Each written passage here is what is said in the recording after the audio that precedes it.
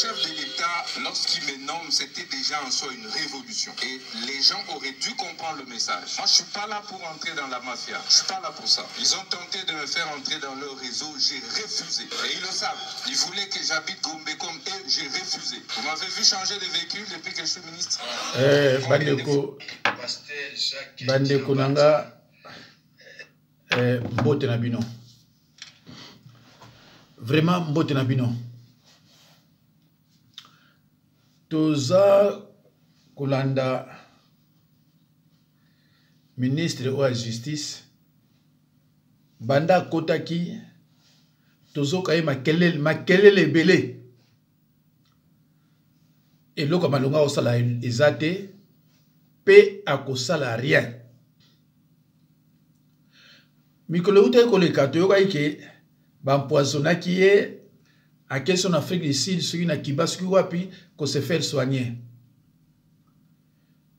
À qui qu'on se fait soigner dans poison, et ça, même 2 semaines, même 3 semaines, yewana zongi, abiki na poison. Poison ou wapi? Poison au baronde. Bon, vraiment, pour ça, on a peuple congolais, quoi? Ba mascarade, des mensonges. Oui, quand c'est quoi, on a ba mensonges. Ndeko oyo ya ministre oyo akendaki akutani na ba dossier oyo ye akosimba te asali ndenge Jean-Pierre Bemba salaka. Jean-Pierre Bemba tango ayaki ayene akota ikuna akoti ne lulu kinga na osala bwe babi na keba mboka oyo ezoko vivre na ba alliance na ba corps signé. Awa, on a droit de toucher. Côté européen, on a droit de toucher. Voilà. Côté yo toucher, côté toucher. D'ailleurs, dans ce mandat, yo, comme ministre des Transports. Bemba force nous soit kina nango et sili. Yo na ba boaki un ministre de la Défense. Parce que nous bois quand même ministre de Transport. Dans le bar nabino Bemba akosala rien. Avant nabino a Bemba na 2018 naba nabino Tshilombo akosala rien. Ce n'est pas parce que ça suki ndenge nini te. Suite ya ba corps o ezana kati akosala rien. Ndenge okako bake négociation na Kagame tout ça ezala kaluvuno kuta bakina ko solola makambo ba traitana bakor na bango ezamawa tant on a osomona ministre de la justice oyo na 15 500 détenus prisonniers à 400 paraît que 1000. Ce qui a accéléré comme ça, on attend 400. Les bana batunde ba profiter. Lenteur, kolobeliki trop. Koloba azo sala lokote. Nani oya kangi parce que ba mi yibi kuna lelo. D'abord a outi na parti moko ba mi yibi. Ba mi yibi o ba bomi mboka 18 ans. Yaza parmi ba cofondateur ya parti wana. Et boza ko s'attendre na ina nini. Mutu ndengo na boza concentrer ba publicité pour na ye ba lobeleki trop musale zo mona te publicité le kimingi musale zo mona te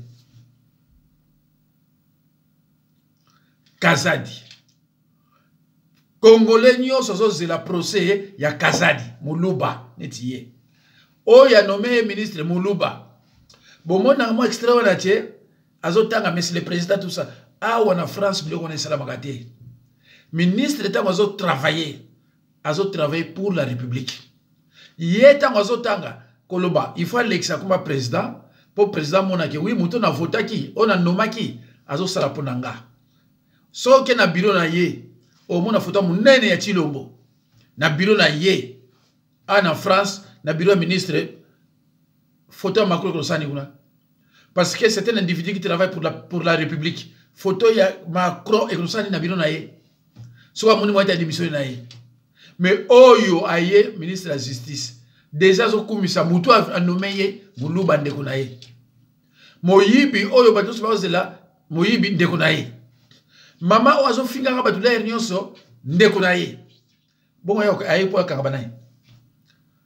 Tokondima vrai ministre assistant wa yebo ba akanyi mukendi ale extradé ye azui mukuna viol à main armée ale dossier zonga nani Kazadi ale prison zoksambo batu nyonso ba yebiki na gouvernement o batu azui beza ba luba banda koti akanyi baluba boni banda koti akanyi baluba boni ba dossier amoni ba miyibi tangwa ke ba bine keba ozo ya mbangu ozo ya mbangu keba azongi sima habite tena kosela ta empoisonnement pour amoni ba congolais baza zoba akosela empoisonnement azozonga moke na boité amoni baza zoba amoni baza zoba kanyi la biso Kazadi aleka na procès de caméra aleka na procès elo dozela ngwana basila mino ozo kosala ba kinois mais ba kinois ba yebi ko zana aventurier ozo travailler pour un individu ozo travailler pour la république et le no sala na malonga kamunoko kakoloba bande kono baluba ba yewana ba betilo baboko wa esili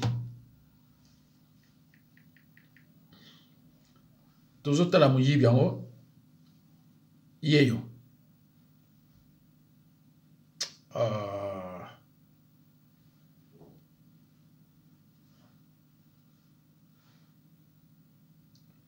totala muyibi yango yeyo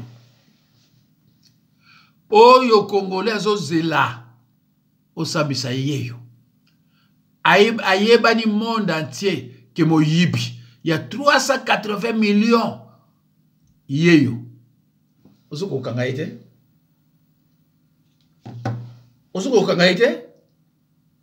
oyo peuple azozela kanga ye ozuko kanga ite koloba elo ni osala wana basuki si onati elo ni osala tokotala sikoyo mama oyo alobaka abangaka mutu te voilà mama ngo botala nde badesine monoko na ye omoni ye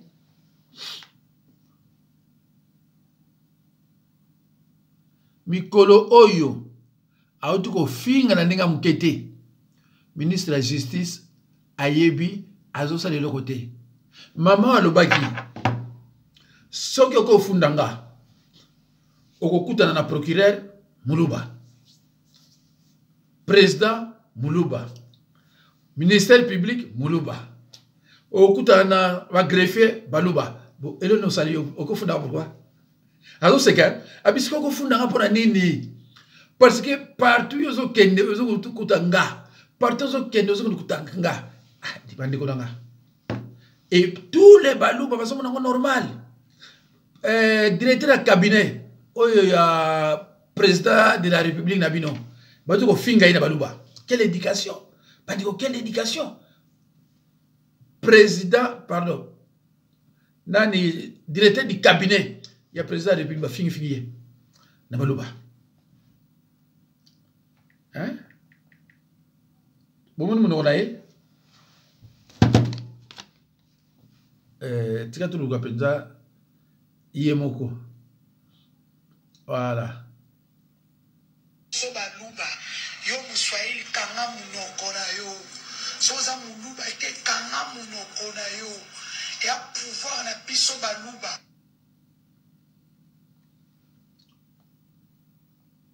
biso baluba yo muswahili kanga munoko na yo soza muluba ite kanga munoko na yo ya pouvoir na biso baluba. Voilà. Alors, dans le pays où ils ont organisé, quelqu'un qui tient des propos comme ça, on l'arrête immédiatement. On l'arrête directement. Immédiatement, on l'arrête. Ministre de la Justice, quand il a dit pamba, kokosa batu, ba empoisonné, na empoisonné. Yo za ministre de la Justice, kanga mutona empoisonné yo. Empoisonné kangaye, ozo kangaye pourquoi? Pourquoi ozo kangaye? Na pas qui so kangaye.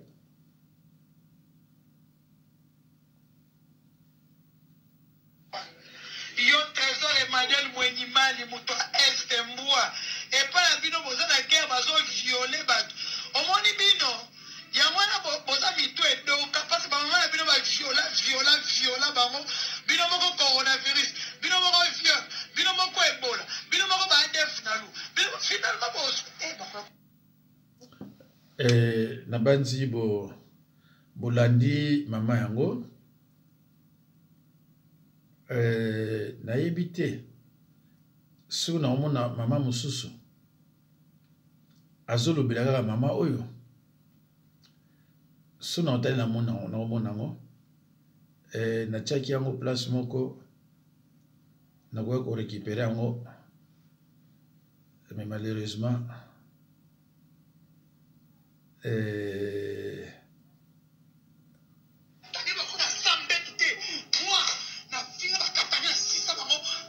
nayebi te soki monsieur Christian Bosembe na ministre na biso ya justice bazaka informé te na makambo mwana mwasi oyo soki Denis du Sochon asalaka parce que oyo ekomi koleka oyo tokomi koassiste nango vraiment ekomi koleka trop c'est trop mwana mwasi oyo depuis la prise du pouvoir ya chef de l'État ya président Tshisekedi depuis 2018 abanda kotenir ba propos moko boye oyo eza séparatiste vidéo na ye archive na ye nyonso ezali awa toyebi yango abanda na ba vidéo ya pouvoir na biso baluba afinga je sais pas elle a quel problème avec batu ya Katanga afinga basi ya bakatangaise yango na bazo sisa bino na ko violer bino na est toza na ba vidéo wana na ba réseaux sociaux awa na éviter ce qui monsieur Christian Bosembe azalaka informé te na ba dérapage oyo mwana mwasi oyo abanda kosala depuis la prise du pouvoir ya régime oyo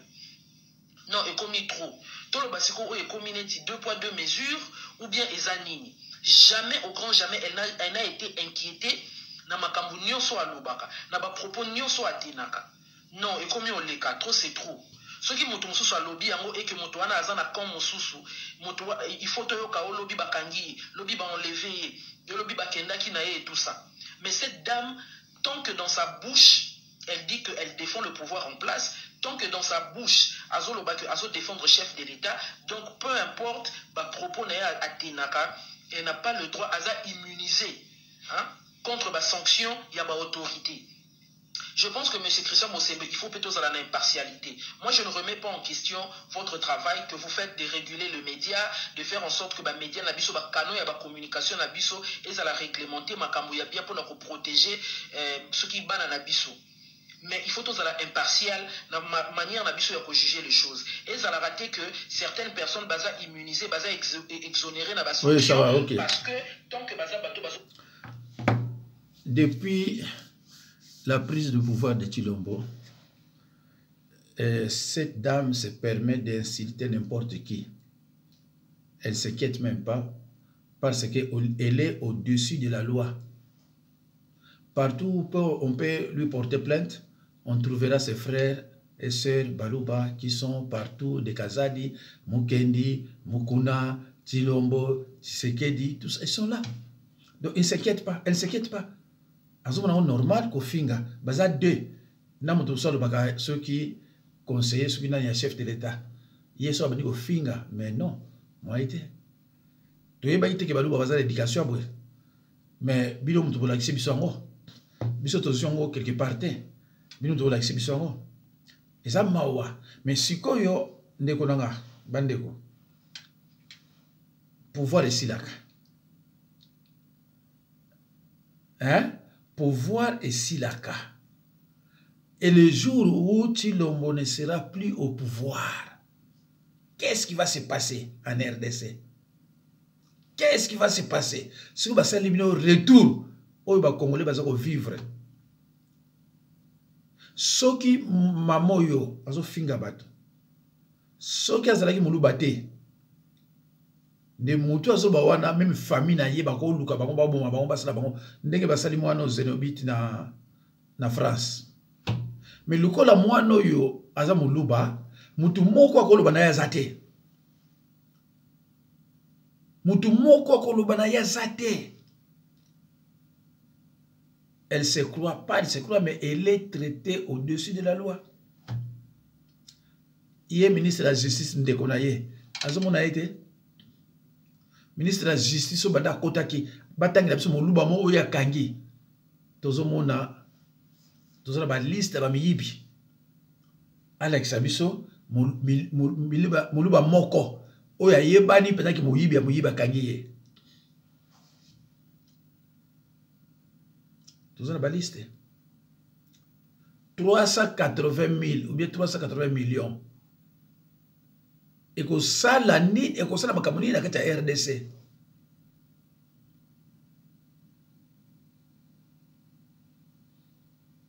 ezamawa hein ezamawa tokotiala mwana mwasi moko awa ya moluba à tenir ba propos moko ça n'engage que elle hein? Mais malheureusement bako kanga été bon mona ka mwana lo baka mingi soki ka pinga lokola za moluba est-ce que mona basala keloko yo ko landa été soki yo landi ye yo ba kangi yo batiki les baluba sont comme ça Pierrot Louawa il dit parfois de n'importe quoi jusqu'à traiter Tilo mon année moi au Sakanate mais on ne peut pas l'arrêter c'est un moluba Oyo nani oyo soki bishop d'Afrique du Sud a changé baluba mais qui peut l'arrêter? Personne. Donc kanya zate muluba yalo moni biso tango tolobaka ne vérité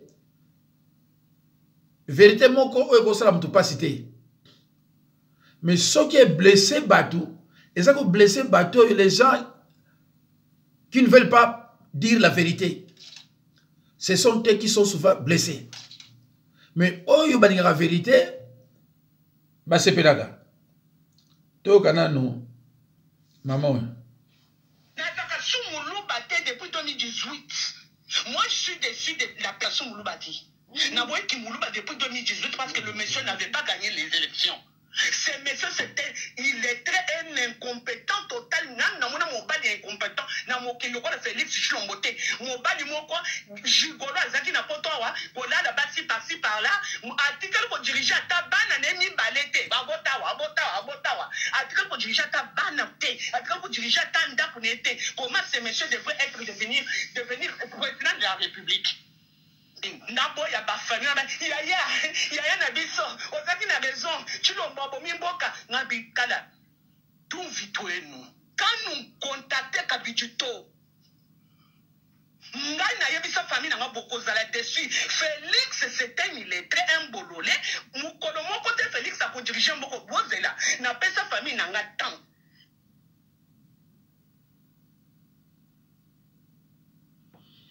Voilà. Ça, c'est les propos tenus par Moulouba. A parler même Chilouba Place Wana. Biso Tchakaka Makambo Batu. Mais Ngamoko, moi je me réserve. Ba Obazoloba. Mama Oyo Azoloba. Même ceux qui ba repérer. Ba Okangaïté. Ba Okangaïté pourquoi? Parce que c'est Moulouba. Donc c'est tout comme Biso en France. Si on a dit que je n'aime pas Macron. Oh kangana. Son ami na voté na yete. Oh kangana. Hein? Oh kangana ni. J'ai cette liberté là, la liberté d'expression. Oh yo congolais zangi.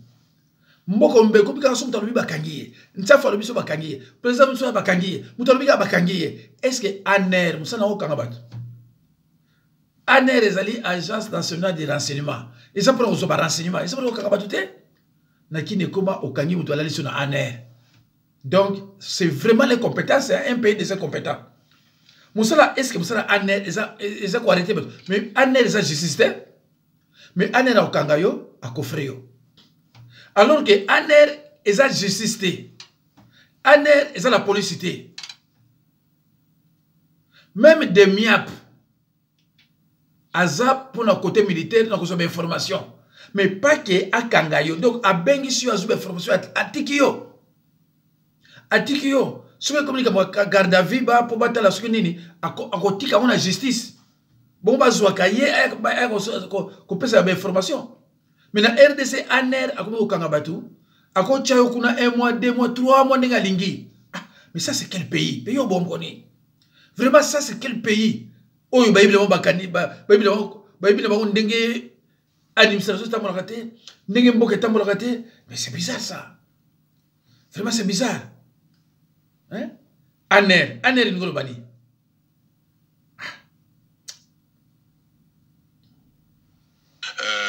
Qu'est-ce que les Congolais doivent faire de plus que ce qu'ils font déjà? Les Congolais doivent se débarrasser des gens qui sont dans l'armée congolaise, qui ont été mixés en 2004-2005 par l'Union européenne, où on leur a demandé de mettre dans les FARDC, les forces armées congolaises, des gens qui venaient du Burundi, du Rwanda, etc., qui sont devenus du jour au lendemain des Banyamulenge. Ça, c'est une réalité.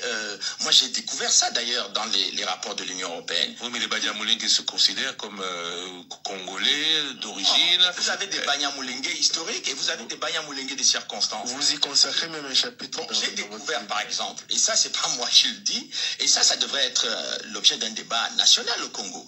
Je découvre par exemple que Laurent Nkunda, dont on parlait tout à l'heure, qui était devenu une célébrité, une star, chef de guerre, criminel de guerre au Congo, courtisé par Monsieur Obasanjo, Louis Michel et tout le petit gratin de la politique internationale. Eh bien, un rapport de 10 pages de la MONUC dit que Monsieur Laurent Nkunda n'est pas congolais. Il est rwandais. Il est rwandais et c'est pour cette raison qu'il est rentré chez lui. Et comment il est devenu congolais? Monsieur Laurent Nkunda était sergent dans l'armée rwandaise. Il se retrouve général dans l'armée congolaise sur la base, le fondement d'un décret de Joseph Kabila, lui-même étant issu de l'armée rwandaise. Mais tout cela est quand même terrible pour les Congolais. Et je découvre aussi que le monsieur Ado Ayelo, c'est lui qui dit à Joseph Kabila de déchoir Laurent Nkunda de son grade de général et de le poursuivre pour les crimes commis au Congo. Donc, aujourd'hui, l'armée congolaise n'a pas que les officiers qui ont été formés dans les grandes écoles militaires. L'armée congolaise a aujourd'hui dans ses rangs des gens qui sont des parfaits criminels de guerre et aussi des gens qui viennent des pays dont on ne sait exactement pas d'où ils sont originaires. Donc, cette situation dramatique que vit l'armée congolaise rend l'armée congolaise inefficace dans ses opérations. Parce que les gens qui ne sont pas, qui n'ont pas le Congo, qui ne portent pas le Congo au cœur, ne vont pas aller défendre les femmes congolaises qui sont violées, ne vont pas défendre les populations congolaises qui sont massacrées. Mais donc il faut aujourd'hui qu'on fasse le ménage pas seulement dans l'armée congolaise, mais dans tous les services de sécurité du Congo. Parce que c'est de ça dont il est question. Je sais que c'est un débat presque tabou au Congo, mais moi, je n'ai pas de conflit d'intérêt au Congo, donc je peux me permettre de le dire si ça peut aider les Congolais à ouvrir un débat sur cette question, qui est un débat quand même central, parce qu'il s'agit d'une question de souveraineté nationale. Monsieur Onana, les guerres de Kagame et Banyamulenge à RDC, Ruberwa, Mutebusi, Nkunda, Batouare et M23, quel est selon vous le rôle que les Ruberwa, Mutebusi ont joué dans cette histoire? Mutebusi, c'est quand même... non, Ruberwa d'abord. Les accords de Sun City ont fait de M. Ruberwa le vice-président de la République démocratique du Congo, chargé des questions de sécurité. Et M. Ruberwa, pendant cette période-là, à aucun moment, c'est-à-dire qu'au moment où les gens de l'Union européenne considèrent, enfin, les hauts fonctionnaires de l'Union européenne considèrent que M.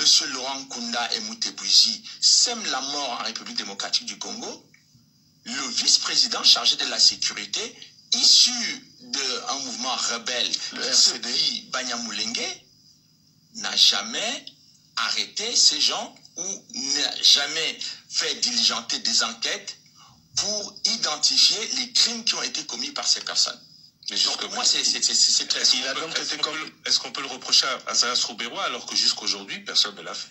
Non, mais écoutez, si on met tout le monde sur le même pied d'égalité, on dit tel n'a pas fait... Non, M. Ruberwa était au pouvoir au moment où les crimes les plus atroces se commettaient au Congo. Oui, mais Bon, attendez. Oui, l'histoire retient aussi, et c'est pour ça que le M23, la première crise du M23, et c'est ce que la première crise du M23 a mis au jour, que de cette fin de guerre, après l'accord de Sun City qui a fait du 1+4, plus les élections de 2006 et autres, tout ce temps-là, l'armée rwandaise est restée maîtresse de l'Est de la République démocratique du Congo. Alors, est-ce qu'un vice-président, fût-il responsable de la sécurité dans un pays qui savait qu'il était en intelligence, on va dire, c'est aussi ce que vous disiez à l'époque, avec le Rwanda, pouvait se permettre pareille enquête? Alors, ça, c'est... Vous posez là une question qui mérite un débat national. Comment le Rwanda peut agir sur le territoire congolais face à des gens qui se réclament être des Tutsis congolais sans que ces Tutsis congolais luttent pour mettre le Rwanda hors du territoire du Congo? Comment peut-on accepter que des gens qui disent qu'ils sont congolais, eh bien, laissent des gens qui se disent eux-mêmes Tutsis congolais massacrer les Congolais qui ne leur ont rien fait? Mais bandeko na banzi na komi na suka ya video oyo eza mawa ya mawa tout tata petit mozo idanga na musala wana idanga na musala kutokela ngama ipona mai zabuzo mai zalate parce mai na sema tini kolo siko picha picha vie ngana zawa na bomka ya $100 pour réquisition na ngai na sali 6 ans na éviter ba katela combien de c'est vrai na pesi bon ake ba zule réquisition na ba ilaye ba condamné 6 mois oh na sala 6 ans. Dieu m'entend nzamba zotala ngai. Ce qui se passe dans cette histoire là, je vous dis ça fait ça les félo. Mon ami Zali Felo, tous on a tout à l'heure, il y a évasion. Je crois que, surtout ça sincère, il faut te déplacer à Tshisekedi. N'a pas que Bissot, tous opposition, tous alternatives. Tous appels l'existence. Et nous devons lever l'option dès que le président Martin Fayulu lobby, tout va dans ton solo là. Avec des préalables évidemment. Les gens qui aiment Tshisekedi doivent lui dire la vérité. Ce qui s'est passé à Makala est un crime contre l'humanité. Aucune évasion ne peut s'organiser dès l'intérieur. Aucune, maman, aucune. J'ai passé 365 jours dans ce mouroir-là. Aucune évasion ne peut s'organiser dès l'intérieur de la prison de Makala. Selon les informations, ils avaient qui problème, il y a l'otili, qui, bateau basiri, qui, babimi. Yoka, Kouraso est dans la prison Makala au Bobimate. Il faut que la prison pour comprendre Mambouana. D'abord, prison sans dégainer. Prison sans entrer mon corps. Pour côté la prison. Quand on a côté entrée principale, on doit côté na cour na la cour. Na droite sur que infirmerie, dépôt, na nenga simaboué pavillon 9 ya ba maman. Vous en avez aujourd'hui ce qu'on a entré. En face il y a bâtiment Batumbi, bâtiment administratif. Nous allons ils ont un autre pour la prison la biso pour la pavillon 1, pavillon de 10, la pavillon 10. Tant on combien de pavillon et ça bah ça mon tu vas ça de classe hein, couloir boy, pavillon. Et vous en avez 5, 6, 3 chambres, 3 compartiments. Tant ils ont l'entrée principale ils ont un portail. Portail de l'extérieur. Tant sous 10 15 cadenas. Pendant qu'on a une banda. Quand on franchit pour continuer la portail, on a comme une assez pavillon, pas surtout le pavillon 8, on a la Zalaka. On a pavillon 8A, et ça c'est le premier niveau, dans le niveau étage, pavillon 8A, 8B. Na pourquoi est-ce qu'on a pavillon OAC, on a, ils ont la grille, ils ont cadenassé. Négociation, on a fait le couloir, pourquoi on a en contact avec les prisonniers, ils ont la grille, ils ont cadenassé. C'est qu'on a mis tout là.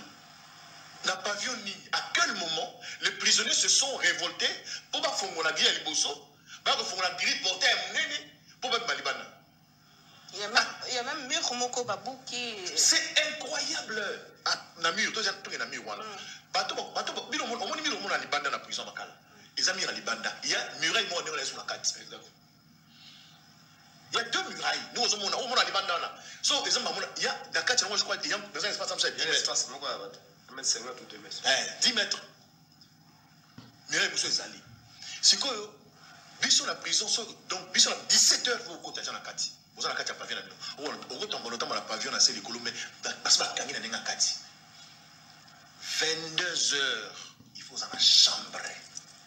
Pas mon nom couloir. Et là, maintenant, il y a pavillon, il y a niveau, c'est là, niveau à l'école. 22h. 5h, il faut aller sur la ligne à 4 pour se soulager, pour se préparer, ainsi de suite. 8h, il faut aller portail. Dans chaque pavillon, tous un gouverneur, un bureau, gouverneur, secrétaire, il y a pavillon, il y a brigade, police, dans chaque pavillon. Dans l'entrée à pavillon, il y a une table.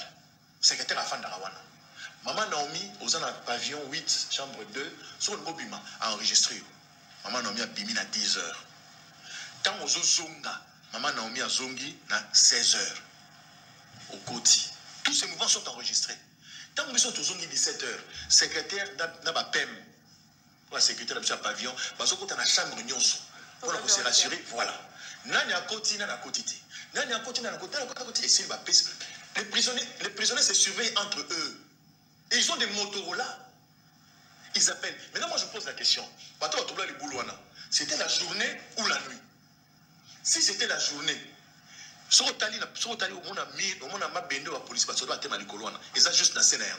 où étaient les militaires à ce moment-là? Et cette opération s'est faite la journée dans ma condition. Maintenant, qu'est-ce qui va se passer? Et la nuit, qui sont restés à l'extérieur parmi les prisonniers pour opérer? Cette opération-là s'est préparée de l'extérieur. Donc pour vous, c'est impossible de préparer invasion depuis la prison de Makala? Inimaginable, impossible, ça va encore. Impossible et inimaginable. On appelle ça sous un élément. Prisonniers ont préparé quand ils ont prisonniers ont parce que ça et moto. C'est sa priorité. Les gens sont venus de l'extérieur, saboter le bureau administratif, côté Liban à Bassi, et puis la preuve, aucun président. Bandeko, c'est bien la base de Bolandi, au Bouga Kolanda. C'est vrai que Nanga Ochasu Makamanza mais ça va déclarer oh Makamanza Milanda ni belé l'obéza vendredi. Tant soko chaka lo mo kotota na bisolobi na tiango makamanza na tiango ta lundi na otila mino mususu pona ba oyo balingaka balandaka mingi batala. Au revoir bandeko na ngai.